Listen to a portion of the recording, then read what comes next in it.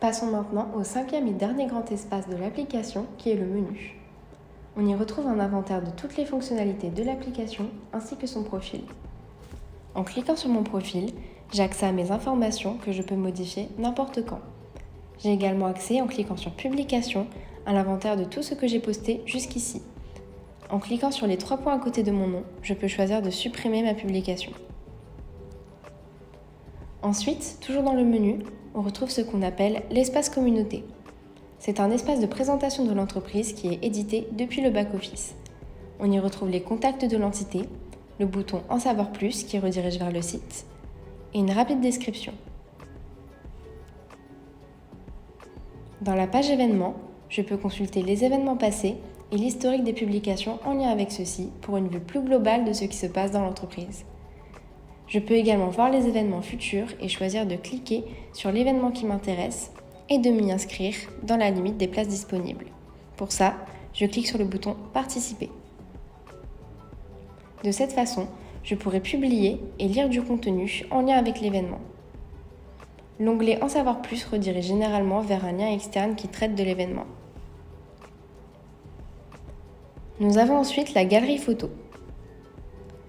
Seuls les administrateurs de l'application peuvent publier des galeries photos. Comme je le suis, je pourrais en créer une à partir de mon album. Il suffirait que je lui donne un nom, que je sélectionne des photos, et il se retrouvera dans la galerie juste ici. Sur la page newsletter, on a accès à un résumé de toutes les newsletters qui ont été créées. Pour les voir entièrement, il faut cliquer sur Voir la newsletter et vous serez redirigé vers la newsletter complète. Dans l'onglet Formulaire, vous avez la possibilité de remplir un bulletin d'adhésion si ce n'est pas déjà fait. Ici, je n'ai pas de formulaire à remplir.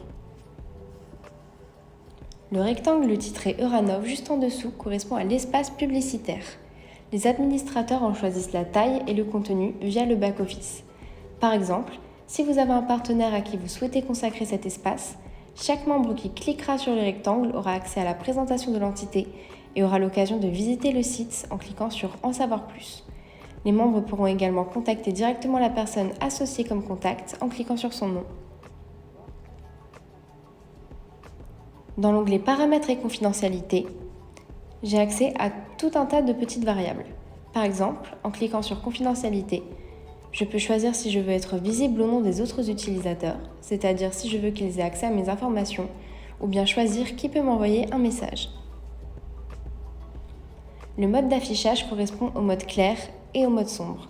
Si je change mon affichage à mode clair, les tons de l'application changent en conséquence. J'ai ensuite accès à tout un tas de documents, comme les conditions d'utilisation, les conditions de vente, les mentions légales et la politique de confidentialité. Et enfin, je peux supprimer mon compte si je le souhaite. En revenant sur le menu, je peux également me déconnecter grâce au bouton Déconnexion tout en bas. Et c'est tout pour la présentation du menu.